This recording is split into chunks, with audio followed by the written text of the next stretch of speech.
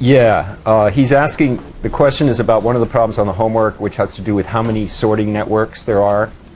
And my suggestion for that is don't try to do it in terms of the diploid encoding that Hillis uses, but instead just try to count up the number of possible sorting networks there are. Now, your specific question was, can you compare something to itself?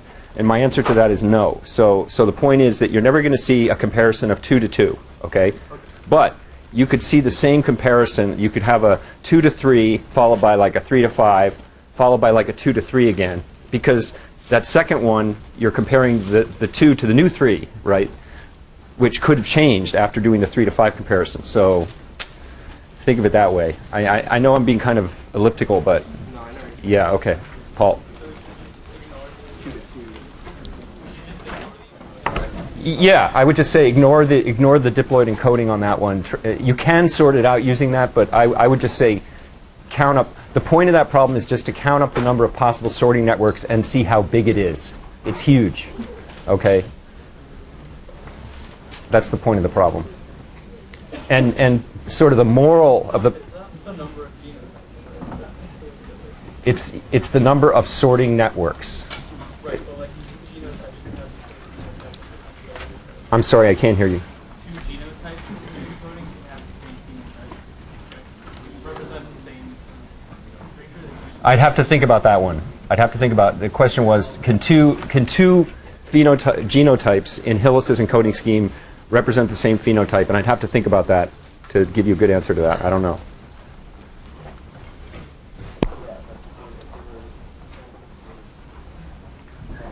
Drew, do you have something useful? This might be helpful.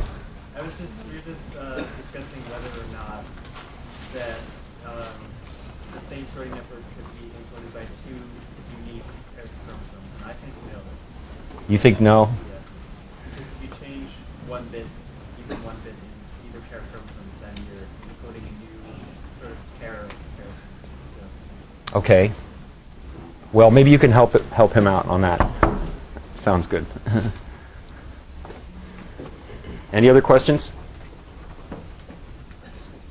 Yeah. Could you clarify what sequence of bits form the schema? It's not very clear in the textbook. Okay. Question is, what is a schema? There's two ways of looking at a schema. One way of looking at a schema is it's a set of strings. That's really, in my opinion, the fundamental way of looking at a schema. But it's not just some arbitrary set of strings. It's a set of strings that's representable by a pattern. The pattern being a pattern of zeros, ones, and stars. Okay? So, for example, if you're talking about strings of length 2, and you're talking about the schema 0 star, think of that as the set of strings consisting of 0, 0 and 0, 1. That's the schema. And the name for that schema is the little template 0 star, right? Okay. So that's why, for example, you asked email, why is 0 star union with 1 or star 1, I forget, wait, 0 star and 1 star, why does that union to the set of all two length strings? Well, if you think of them as sets of strings, 0 star is the set 0, 0, comma 0, 1. 1 star is the set 1, 0, comma 1, 1. You union those two sets and you get the set of all possible strings of length 2. Okay, so bottom line is a schema is a set of strings. The name for the schema is the little template of 0, 1s, and stars. So if I had the hyperplane 1 star star 1, Yep. would 0, 0, 0, 1, 1, 0, 1, 1 all be schemas? That was too fast. Sorry. If I had a hyperplane 1 star star 1, Yeah. so with the two asterisks I can have 0, 0 or 0, 1 or 1, 0 or 1, 1. Yeah. would all the four be schemas? Well, the schema is the set of all strings that begin with a 1 and end with a 1 and have any 2 in the middle. Think of a schema primarily as a set of strings. So that schema, I will rattle it off. 1, 0, 0, 1, 1, 0, 1, 1, 1, 1, 0, 1, 1, 1, 1, 1. Got it. Okay? What's so funny? We're finally at the stage at ECs where you can just speak to each other in binary. Right. For those of you at home who couldn't hear what Matt said, he said we're finally at the stage as ECEs where we can speak to each other in binary. You probably have to speak in binary to all your 2,300 kids, right? Yeah. Yeah.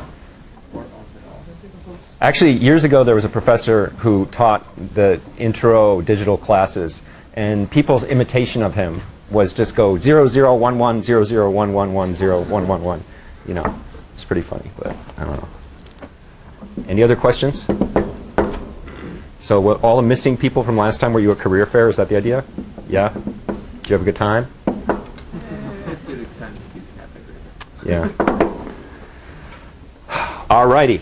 Well, maybe you've watched the lecture from last time already. Maybe you'll watch it sometime in the future. But we finished up the bio stuff for inspiration purposes, remember, not on the test.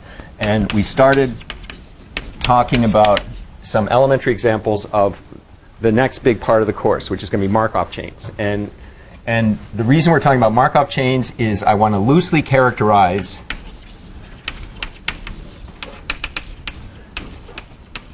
what we're going to mean by an evolutionary process as a Markov chain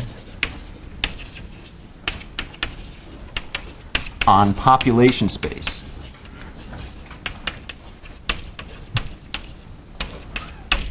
And we talked, I talked about what population space is, and I'm going to move these tables because they're getting in my way.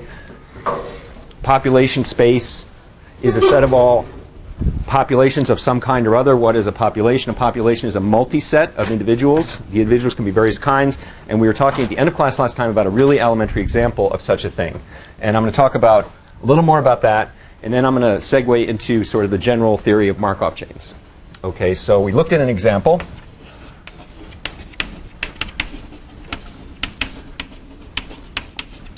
And what you're looking at is populations of size capital N, where N is some integer, positive integer, and the possible individuals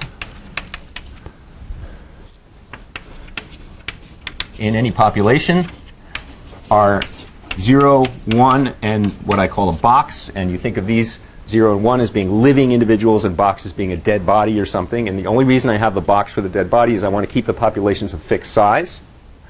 And we have rules for generating the population at time t plus 1 from the population at time t.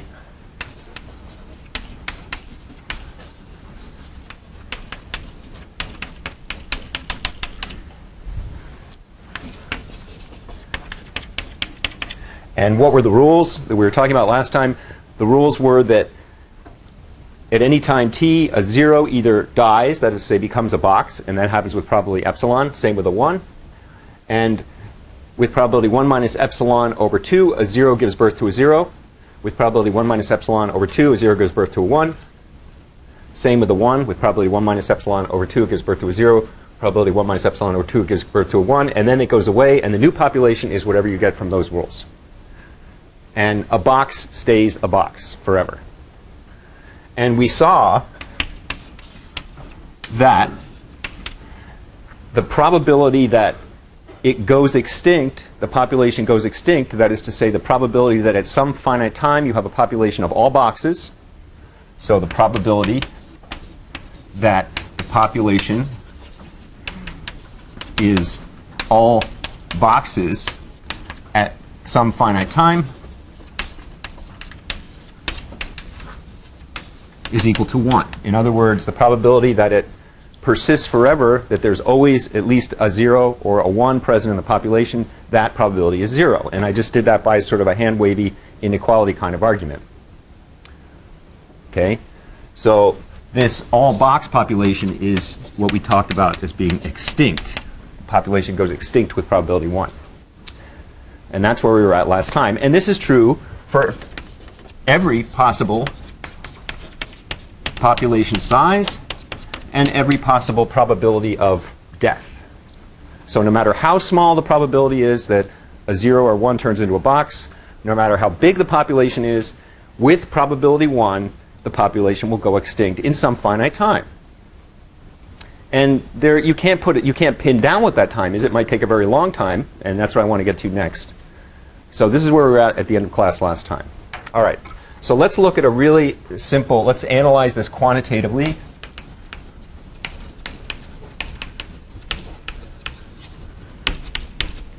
for the case n equals 1. So now our population is just going to consist of one individual, either living or dead.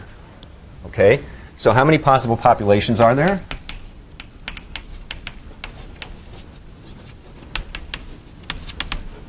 Tell me how many there are. 3. 0, the set consisting of 0, the set consisting of 1, and the set consisting of box. Okay? Now I'm going to draw a little picture here, and this picture is going to be typical of the kind of pictures we're going to be drawing when we talk about Markov chains, and it's going to illustrate how the population at time t evolves into the population at time t plus 1 in a probabilistic way. So here's sort of a schematic describing the evolution of the population. Okay, so what I'm going to do is I'm going to put the 0 population here and circle that. I'm going to put the 1 population here and circle that. And then the box population here and circle that. And I'm going to draw some arrows in between these things. This arrow is going to be labeled with an epsilon. This arrow is going to be labeled with an epsilon. And that's to indicate that with probability epsilon, this population turns into this population at the next time step. And then you're going to have 1 minus epsilon over 2 here and here, and here and here.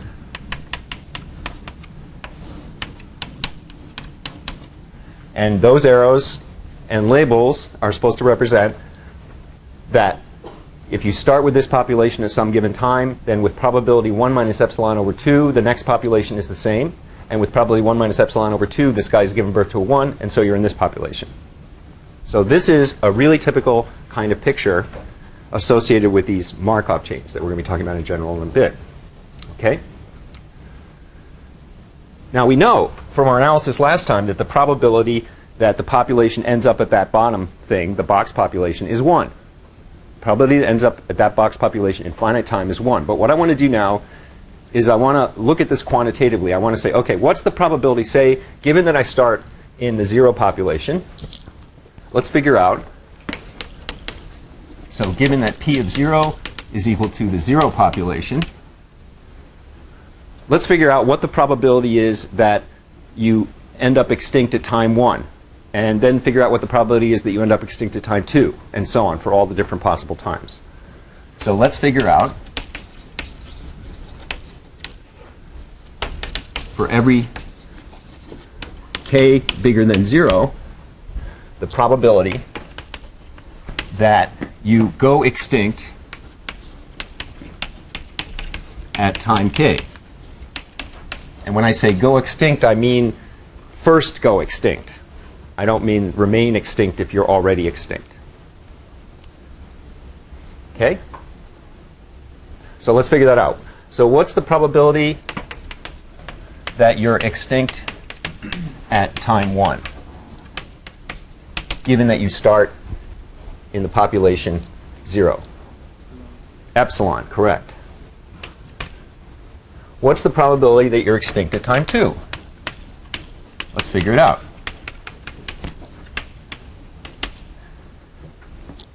A couple different things could happen to make you go extinct at time 2.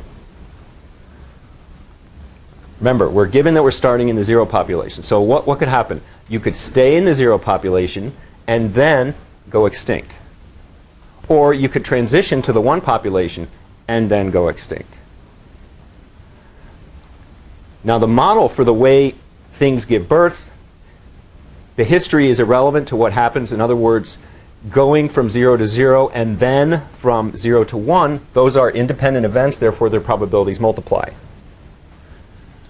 So this is 1 minus epsilon over 2 times epsilon plus 1 minus epsilon over 2 times epsilon.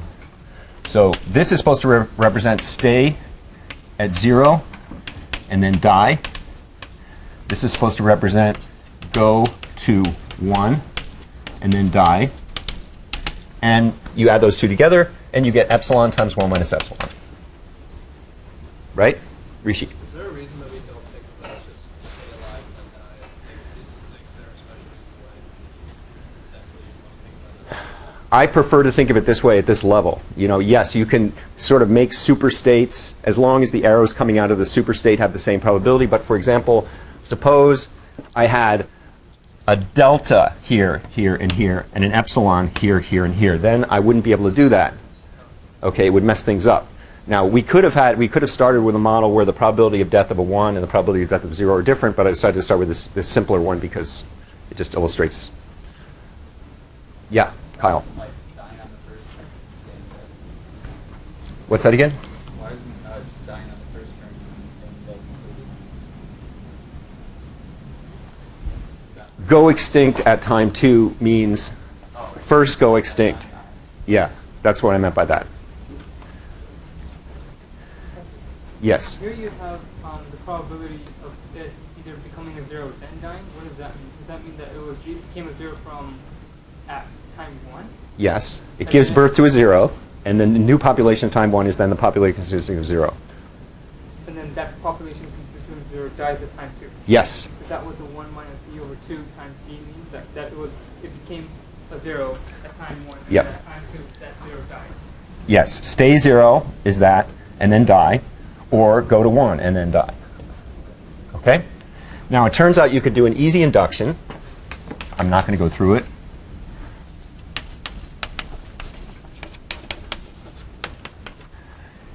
And show the following, that the probability that it goes extinct at time k, and I'll be explicit to try to circumvent Kyle's question here, probability that it goes extinct at time k is going to equal epsilon times 1 minus epsilon to the k minus 1 for all k bigger than 0. This formula fits what we've seen so far. And once again, you can think Rishi style that with probability 1 minus epsilon, it stays alive for k minus 1 steps, and then it dies on the kth step. So now we have explicit formulas for the probability of extinction at any given time. How do we figure out what is the probability that it goes extinct in finite time?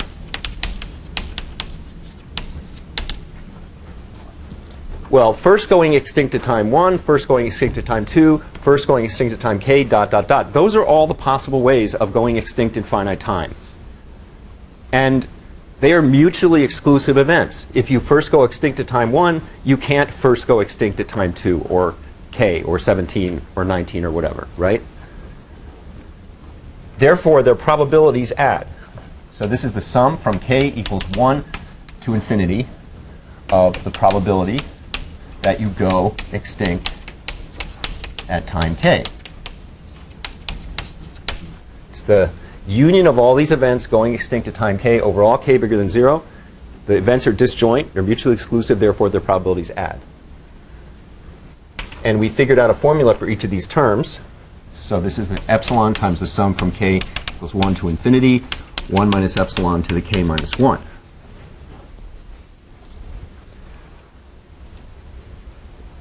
What kind of series is this, folks? 3250 people better be able to answer this question. It's a geometric series. And it has its gamma, the thing that's raised to a power, is less than 1, so it converges. So this is a geometric series. And by the way, a little footnote, like sometimes if someone takes good notes, I'll ask them if I could copy their notes after the class is over. And I keep them around to remind me what I did in the previous year. So I do have these notes. They're written by this guy, Justin Liao, took the course some years ago. And in his notes it says, this is a genetic series. Okay, so Justin, I know I'm giving you a hard time at a distance. I have no clue where you work nowadays, but whatever. Anyway, this is epsilon times 1 over 1 minus epsilon, right? 1 over 1 minus gamma is what the series converges to. Gamma is 1 minus epsilon. And that's just 1. So this is a quantitative argument. that the probability of extinction in finite time equals 1. Right? No hand waving, no inequalities, no nothing. This is true, like I said, no matter how small epsilon is.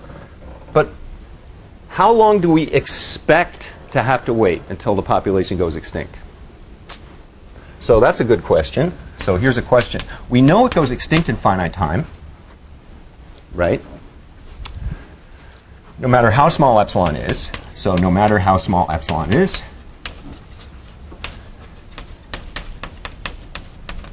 it does go extinct. Someone moved these furnitures around just to bother me, I think. Or maybe I don't know. That's paranoid. Shouldn't think that. Am I encroaching on your personal space, folks? All right. So no matter how small epsilon is, the probability it goes extinct in finite time with probability 1. But what is the expected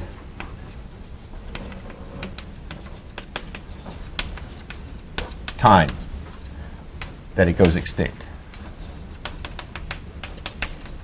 first?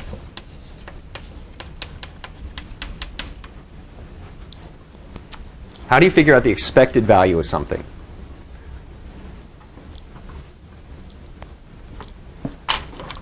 You take the sum over all possible values of thing times probability that thing equals that possible value. Okay? And let's see what happens when we do that.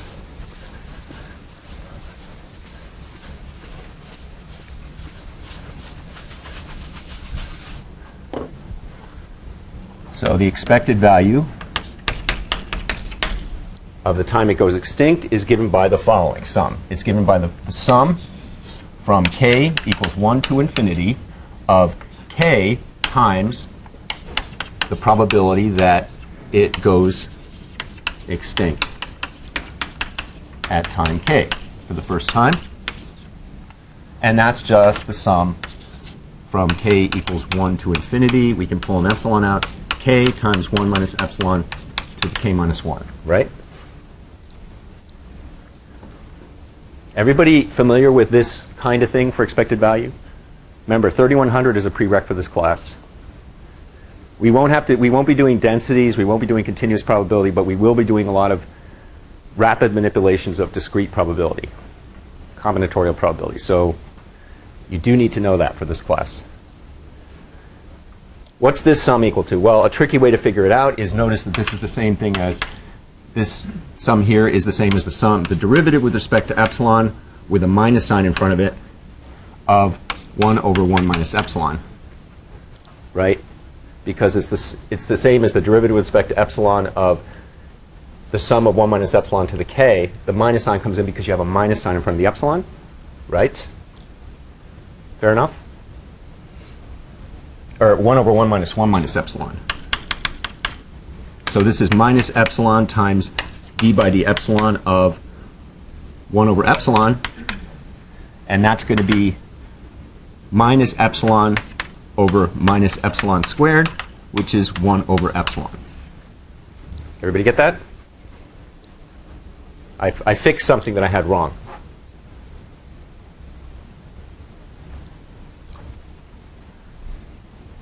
All right, so this is something that does depend on epsilon. In other words, if epsilon is very small,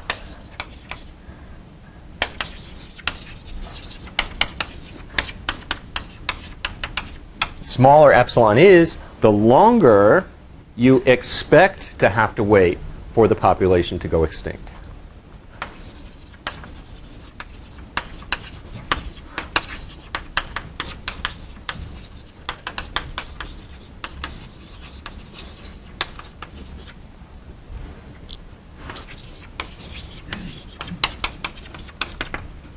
And that's not surprising, right? Now, it turns out if we did this kind of analysis for larger populations, we would also find a similar dependence on population size. That is to say, the bigger the population is, the longer you expect to have to wait for the population to go extinct. Even though you know that it will go extinct with probability 1 in finite time. Okay? So these are examples of calculations we're going to end up doing quite a bit for Markov chains of various kinds. Okay, so let's now prepare for math dose for the next several classes.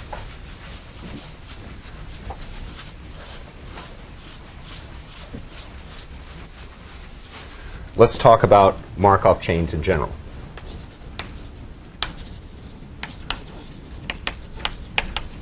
And just a word here, I have a handout. There's a handout on the Blackboard website on Markov chains.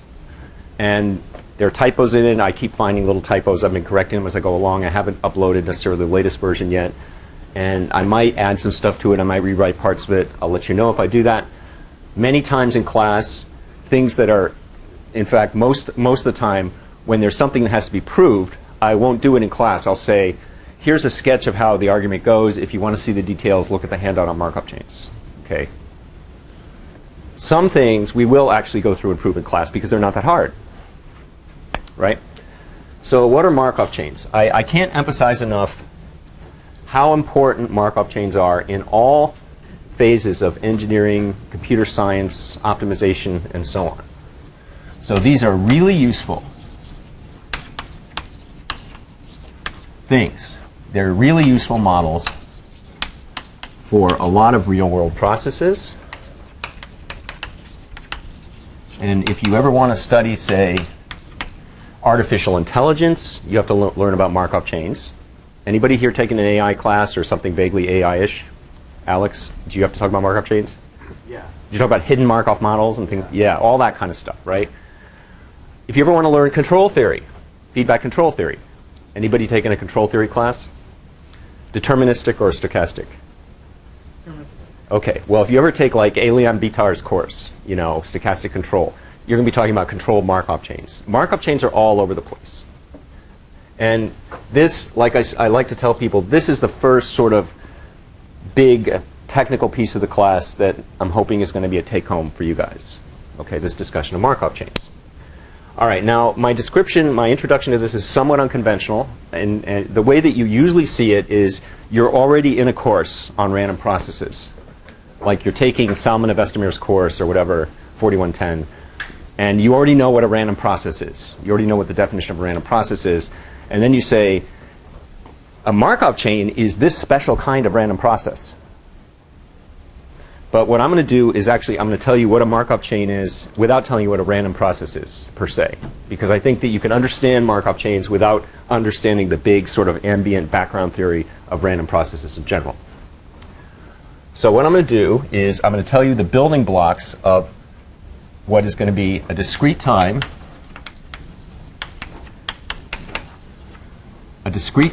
homogeneous, and I'll try to explain what that means as we go along, Markov chain consists of the following pieces. These are the sort of the building blocks of a Markov chain. And first I'm going to tell you what the building blocks are, and then I'm going to give you a way of visualizing Markov chains. And this is going to be one of two ways that we're going to talk about visualizing Markov chains. Okay, so first of all, a state space. And I'm going to call that capital S. And in this class, the state space is either going to be countably infinite or finite. So either the set of positive integers, 1, 2, 3, 4, dot, dot, dot, and that's the case where it's countably infinite,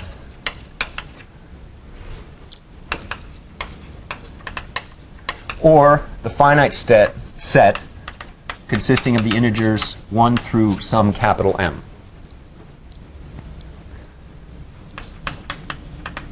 And I suspect that most of you who took ECE classes where you talk about Markov chains talk mostly about the finite state case.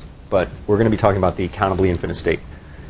Now, what is the state space? The idea of the state space is that at any time n bigger than or equal to 0. So here's the idea. And here's where discrete time comes in. At any time n in the natural numbers, and this symbol, this sort of blackboard bold N, this is something familiar to those of you who took ECE 3250 and perhaps familiar to others. That is to say, n is a non-negative integer. For any time n, at any time n, the Markov chain is going to be in some state in the state space, whatever that means.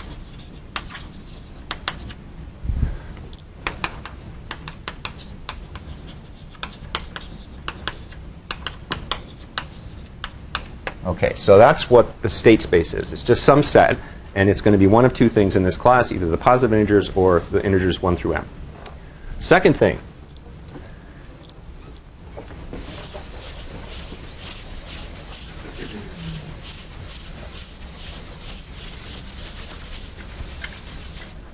is that for every I and j in the state space S, what we call a one-step transition probability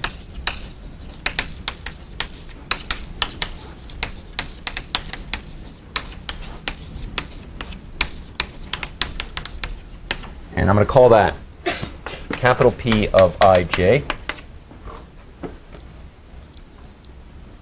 And in order to be, the idea of the one-step transition probability is that P of ij, so the idea is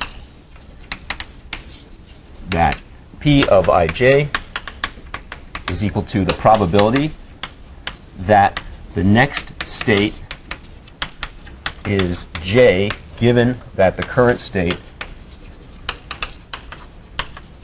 is I. And that's for all I and j.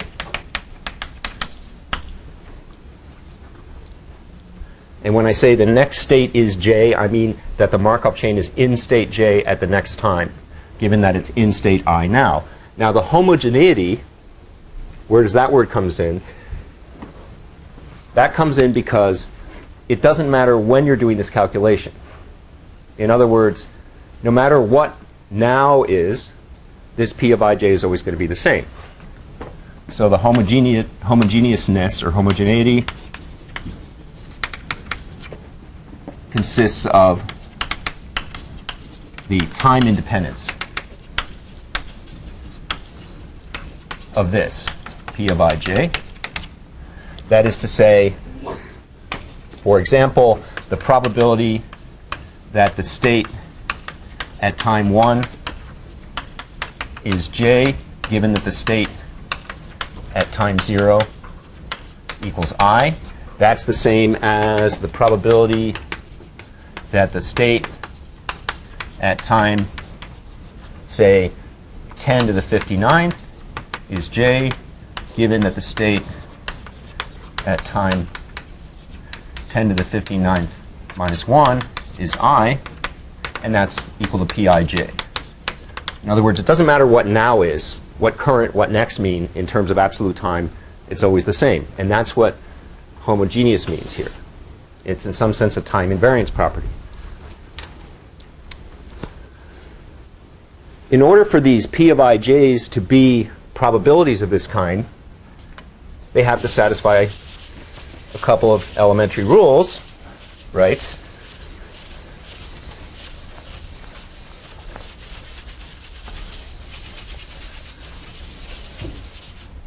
So note that we need P of ij to be non-negative for all I and j in the state space S. And also, we need the following. The sum from j equals, or the sum over j in the state space S of P of ij has to equal 1 for all i's in S. Why is that? That's because given that you're in state I at some time, you have to make a transition to some other state at the next time. Therefore, the probability of transitioning from I to j summed over all the states in the state space S has to equal 1. That has to encompass every possibility.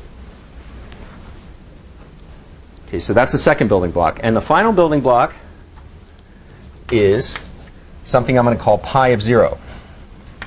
And that's an initial distribution.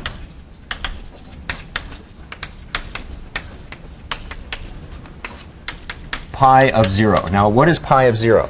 Pi of 0 is going to be a probability distribution on the state space S. So pi of 0 is a probability distribution on the state space S.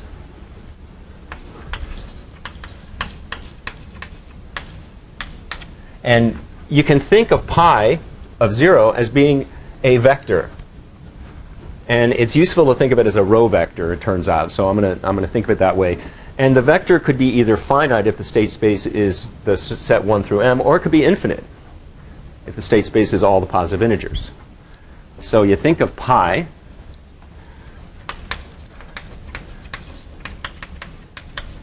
as a either finite or infinite row vector.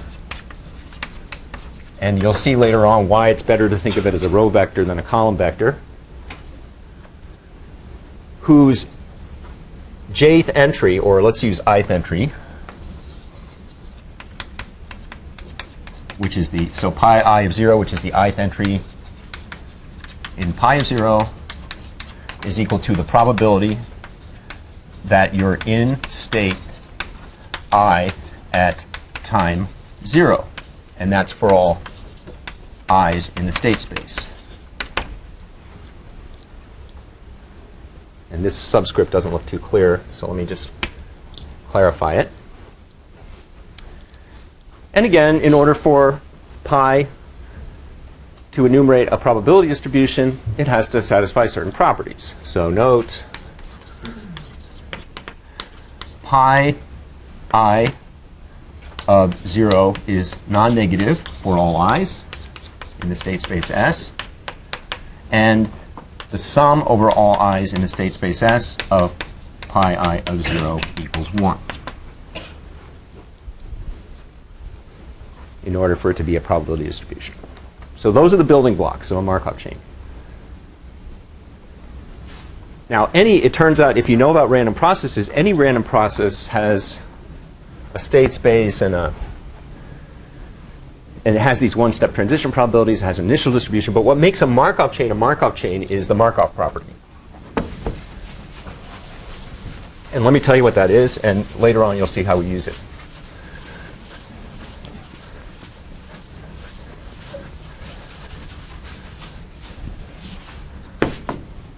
So this is the key. The Markov property goes like this. And I'll tell you what the Markov property is, and then we talk about how to visualize a Markov chain. You'll see how it arises there. The Markov property goes like this. For any time n in the natural numbers, okay, and any two states, I and j, in the state space, the probability that you're in state j at time n plus 1, given that you're in state I at time n, along with the history, any history of the state over times less than n. So the probability that you're in state j at time n plus 1, given that you're in state I at time n, and any history that you could imagine, does not depend on that history.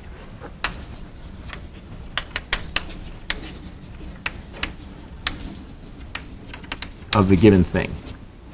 That is to say, this quantity is equal to just p of ij, no matter what the history was.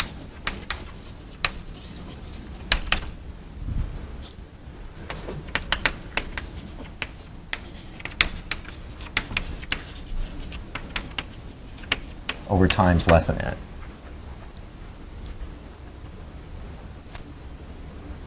That's the Markov property. History is irrelevant to determining the probability of transitioning to state j given that you're in state I at time n. Knowing that you're in state I at time n enables you to figure out a probability distribution over the state at time n plus 1. Okay. Now this is kind of deep. Let me just say some words about it. Ordinarily, this history here, if it were different, it would lead to a different value of this quantity. But the Markov chains, the Markov property says that different histories don't lead to different values of this quantity. They all come out to be the same, and they all come out to be P of ij, which is one of the building blocks. Okay, so more on this later, more on what this buys us.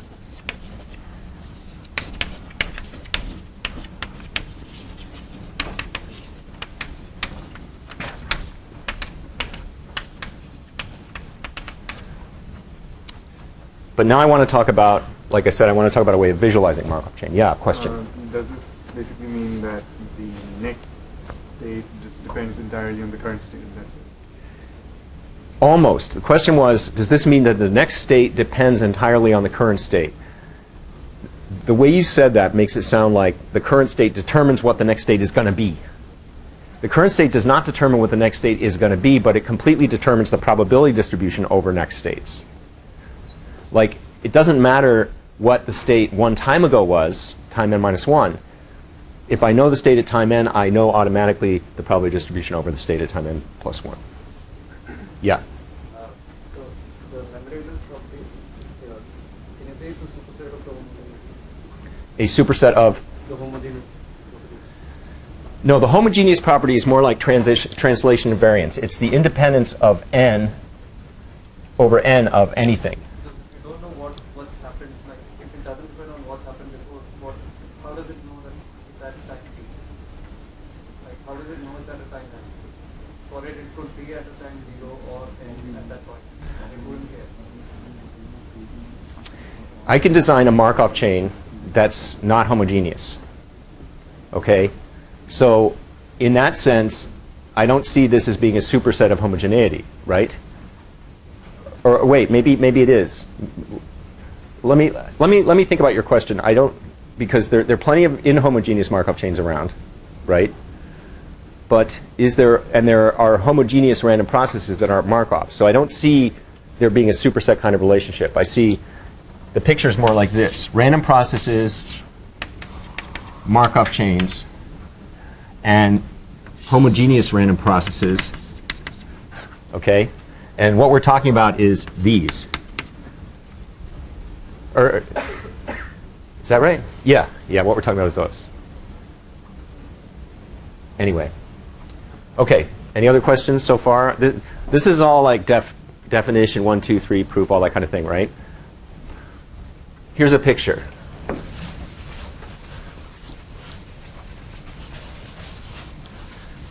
Honestly, I think this is a good way to think about it. And this is one of two pictures that we're going to paint that seem rather different when you look at them in isolation from each other, but when we put them together, I think it'll make sense. So here's one way to view a homogeneous Markov chain, discrete-time Markov chain. Okay. All right, so you're looking at a big wall of lights. Okay? So it's a big wall of, say, colored lights.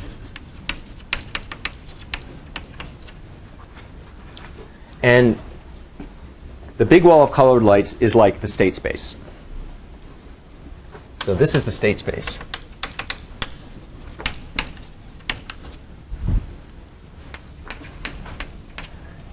So for example, if the red light, and you know, you're going to need a big wall, so you're going to need like way more than like the Crayola 64 colors. You know, you're not just going to need cyan and magenta and all those. You're going to need shades of blue you've never heard of. But anyway, if you're canonically infinite especially. this is the state space. The idea is that the red light flashes at time n, quote unquote, means that the chain, the Markov chain, is in the corresponding state corresponding to the red light at time n. Okay, so you're looking at this wall of lights, and they seem to be flashing in some kind of random order. Okay? Like, one light could go 5 times in a row, or even 7. And another light might never flash, right? And the sequence of lights that flashes could be periodic. It could go red, green, red, green, red, green, forever or for a really long time. But the point is, the lights seem to be flashing. The lights flash in seemingly random fashion. Okay, so how do we make it into a Markov chain? We have to tell what's going on behind the curtain, okay? The wall, whatever. Okay? What can't you see? So this is the part you can't see.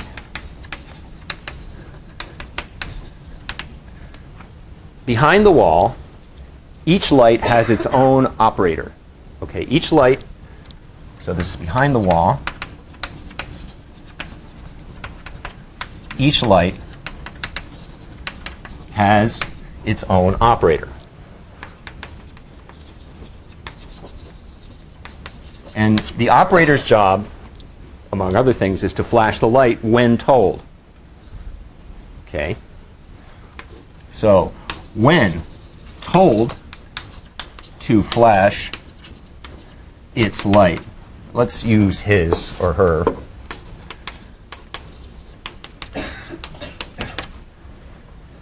What does the operator do?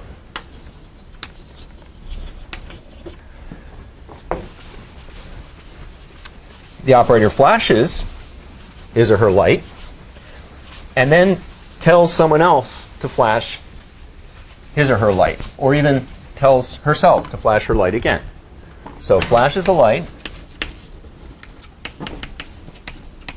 and once having done that, it figures out who's going to flash next by spinning like a random spinning device, like you would have in a game where, you know, that has a needle and various portions.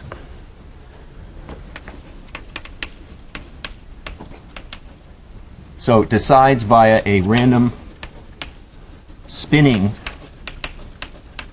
type device. Like a game of Twister, you know, you spin the thing and you have to figure out like where you put your left foot on the red or the whatever. Who flashes next?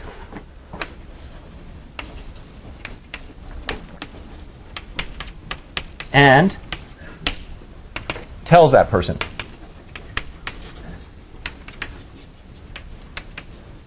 To go. Okay, so let's index this with i's and j's and all that kind of stuff. So the idea here is if you're the ith operator, operator I, your spinner is divided into wedges. Each wedge corresponds to another state or yourself. So operator I, spinner, is divided into wedges, one for each j in the state space S. And by the way, one of these wedges might even be for I itself.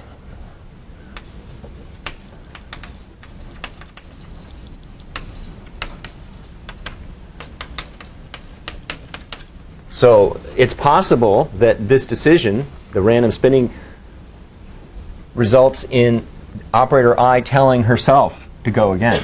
And then she goes through the whole ritual again. She flashes the light, spins the spinner, figures out who goes next. Okay? And how are these wedges apportioned? What are the sizes going to be? the sizes of the wedges are apportioned according to P of ij. In other words, the wedge for operator j on the spinner that operator I spins is going to be a fraction P of ij of the entire area of the spinner. So that is to say the wedge for j is a fraction, the area of the wedge is a fraction P of ij of the total spinner area. And I'm sure that there's plenty of electronic ways of doing this. I remember the 2 times I've been to Las Vegas in my whole life, and if you've never been to Las Vegas, don't bother. It's really, honestly, it's really kind of pathetic. I don't even want to go there, but when I was out there, the slot machines actually were mechanical. Like you pulled this lever and you saw things spinning and whatever. And now they're all electronic. To me, that's no fun. I don't know about you guys. Have you ever seen a mechanical slot machine? Yes? How many have? Okay, good. So not that ancient. All right. So anyway, how does the whole thing get off the ground? Okay, how does the whole thing get off the ground? Well, there's a supervisor. Okay.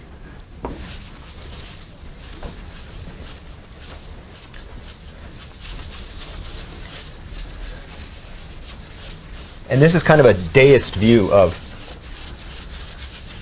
what's going on in the Markov chain, because the supervisor doesn't do anything after setting the universe in motion. Okay? So at time 0, there's a supervisor. There's also a supervisor. He's kind of an Ur operator. If anybody knows German, if you put Ur in front of anything, it's like the ultimate original, alpha point, right? Like Ursprung. That means origin. Sprung is like spring, and Ur is like ultimate. It's the ultimate place from which something sprung. But anyway, the supervisor is kind of an Ur operator. He doesn't have a light. He just has a spinner. Let's call it an Ur spinner, whose wedges are allocated according to, guess what? Pi of 0, the initial distribution. In other words, the wedge associated with operator I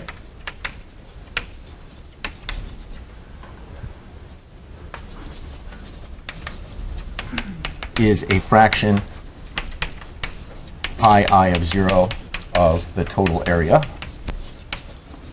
The area of the wedge for operator I is a fraction. And the supervisor at time 0 spins that Ur spinner, and that determines who flashes first at time 0. So the supervisor just does one spin,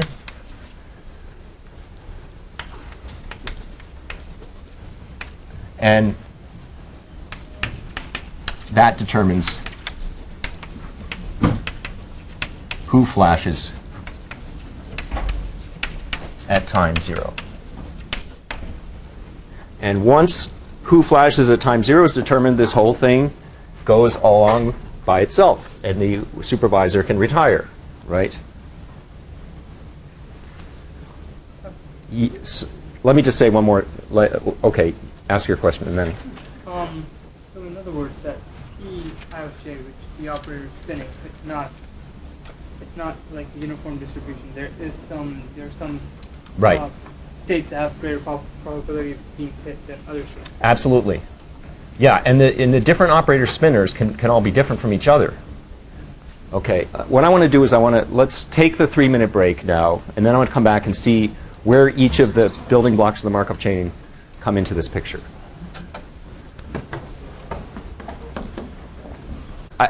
I don't want to say this, the fact of the matter is my deadlines are not that hard, okay? And there's a reason for that. Because the ultimate goal is for you to do the homework, right? And if there's a hard deadline, I don't want you to have that go by and think, oh, well, might as well just wait for the solutions. Because when you read solutions, it all looks so logical. You know, oh, that's easy, that's easy, that's easy. But when you sit down and try to do it, right, Richard? You're smiling, you know what I mean. Okay. So anyway, when it's time to put up solutions, I'll give you a warning. I'll say, hello, you know, I want to put up solutions for homework 1. If anyone wants to hand it in, now's the time. And then last call, and then boom, then it's, you can't hand it in anymore. Okay. So, for those of you who signed up late who didn't see the email, there is a homework assignment up that was due today, sort of. Right? The way I phrased it was try to finish this by, right? You're used to that, right? You do the homework. You had a 95 on the homework in 3250, right? No, I'm publicizing someone's grade. That shouldn't do that. Okay. Anyway, all right. So how do the various building blocks in the Markov chain manifest themselves in this picture? Okay. So how does this picture reflect the building blocks for the Markov chain? Well, some of them are pretty clear, right? The state space. Fine, it's just a set of lights on a wall, same as like a set of numbers, integers, whatever. That's pretty obvious. The P of ij is pretty explicitly manifest in the way that the different spinners, different operator spinners are divided up, and the pi I of 0 is reflected in the way that the supervisor spinner is divided up. So it's pretty clear how the state space and the P of ij and the pi of 0 come into this picture. What I want to do is I want to see how the homogeneity comes into the picture and also how the Markov property comes into the picture. So what is the homogeneity? How does that get reflected in this picture? The homogeneity gets reflected in the fact that the spinners of the various operators don't change over time. Operator I has the same spinner, and she keeps it forever and ever and ever. Okay, so the operators, spinners, don't change over time. That's where the homogeneous thing comes in. That is to say, operator I is always spinning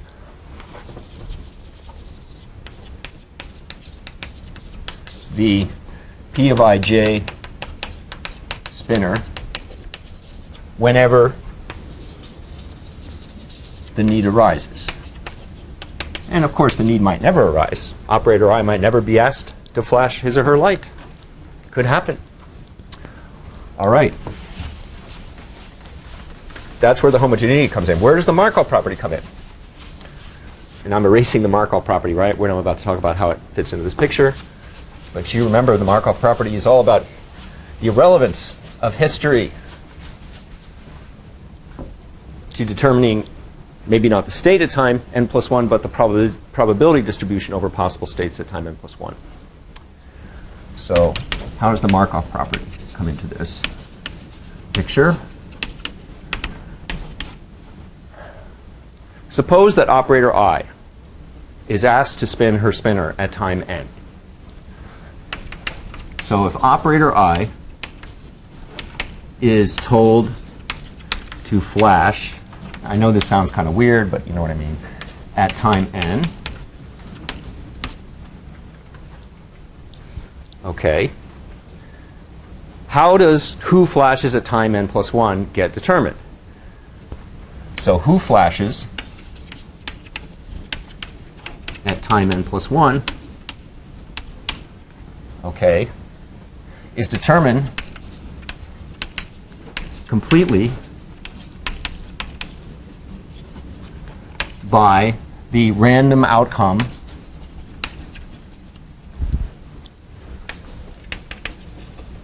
of operator I's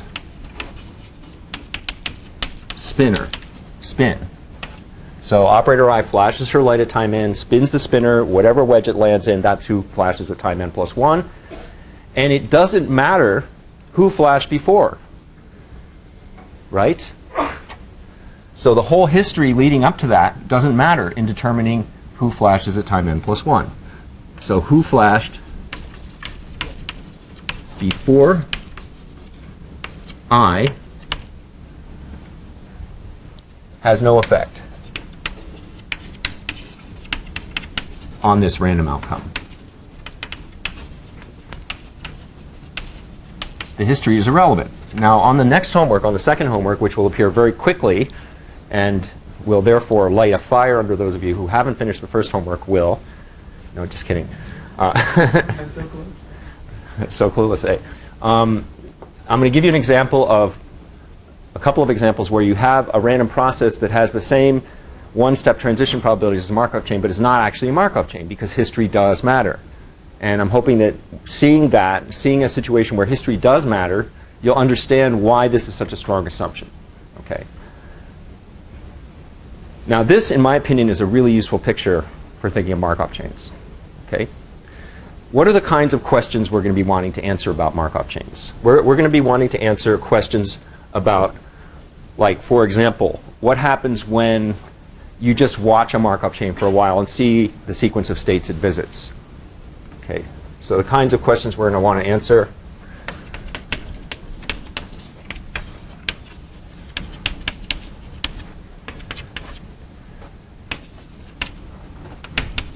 Kinds of questions we look at are things along these lines.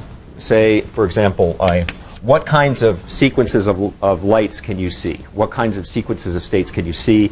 And with what probabilities do you see in certain sequences of states over a given run of the Markov chain?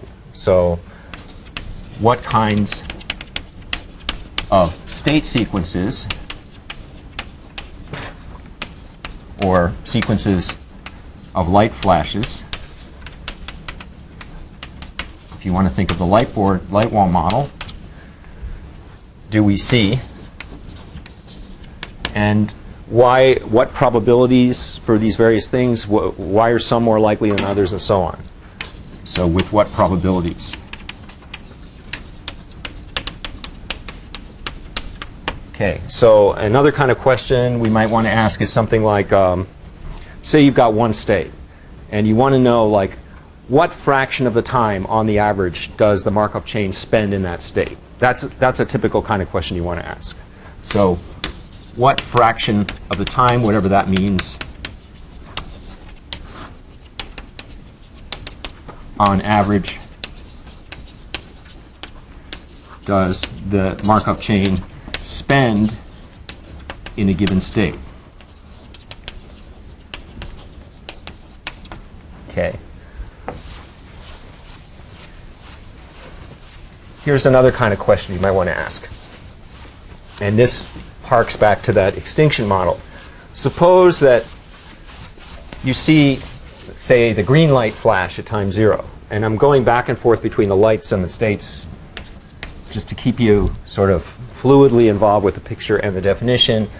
Say the green light flashes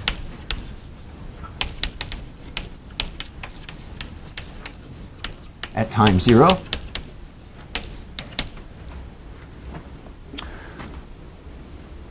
How long do we have to wait, say, on the average? How long do we expect to wait until the magenta light flashes?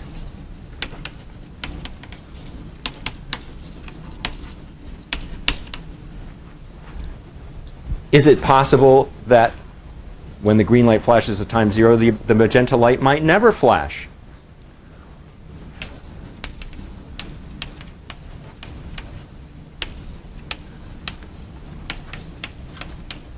Okay, those are the kinds of questions you want to answer about Markov chains. You know, and there's all kinds of the pieces. There's deterministic pieces. There are random pieces. We'll get more into that in a minute. But let me just close today with a couple of examples, of very simple examples. And why does this have to do with the extinction model? Well, the green light flashes at time 0. We think of that as being you are in the 0 population at time 0. And the magenta light is Extinction. Okay? Got it? All right, so here's a couple of examples.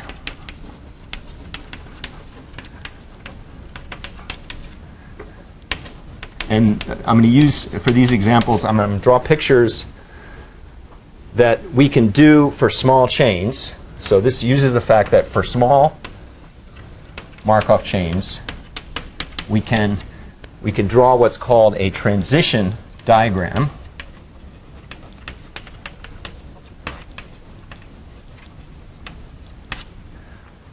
For them, and the transition diagram illustrates everything about the Markov chain except the initial distribution. Okay? So here are two examples.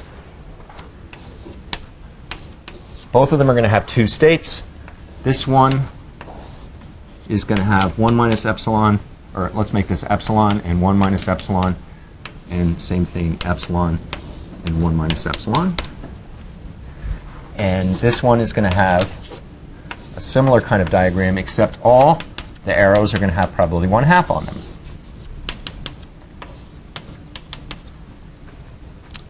Now, what is the transition diagram supposed to illustrate? The circled numbers are the states. Fair enough?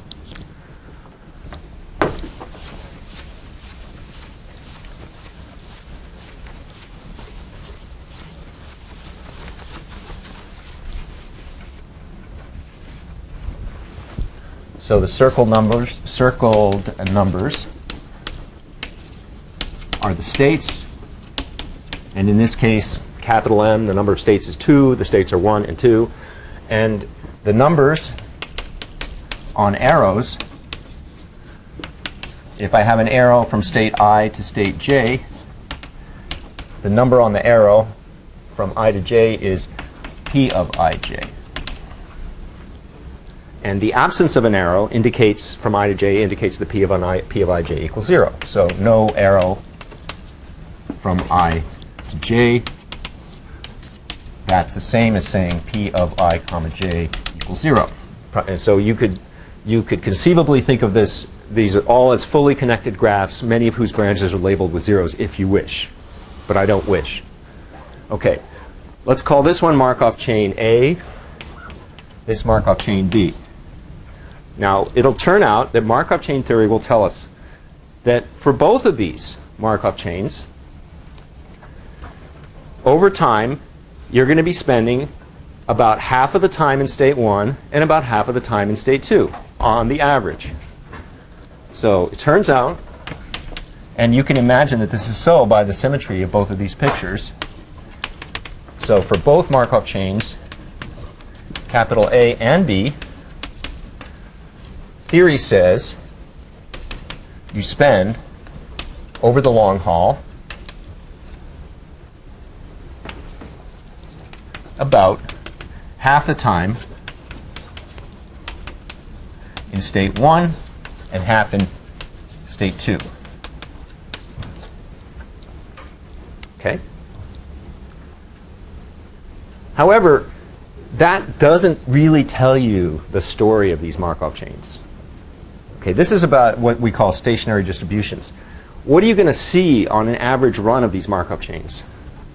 Think about it. Like, what are you going to see from Markov chain A if epsilon is small? So epsilon is small here. Suppose you start in state 1. What are you going to see, Matt? We'll probably hang out once for a while, once jump over to 2, and then hang out there for a while. Exactly. Yeah. So for A, for epsilon small, you're going to see long runs of zeros followed by long runs of ones followed by long runs of zeros and so on. Whereas the other one, you're going to see things that are like head, tail, like you were flipping a random coin. So looking at the story, but what we're going to see is in A, you're going to have long runs of 1s and 2s interleaved. Or not interleaved, just say long runs of 1s and 2s. In B, you're going to have a coin flip style 1-2 sequences. So how these things actually behave has a lot more to it than just the stationary distribution, okay, as we call it. And it turns out that the expected time you have to wait, I'm just going to say this one thing, and then you can go. I know I'm going like a minute and a half over. I apologize. I don't usually do that.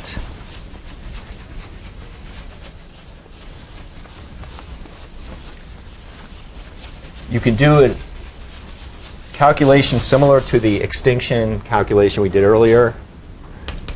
And you can find that given that you start in 1, the expected time till seeing 2 for the first time equals 1 over epsilon for Markov chain A and 2 for Markov chain B. So you expect to see the other state after a relatively short time, as you might imagine, and you might have to wait a relatively long time for the other one. Okay, so we'll pick it up there next time.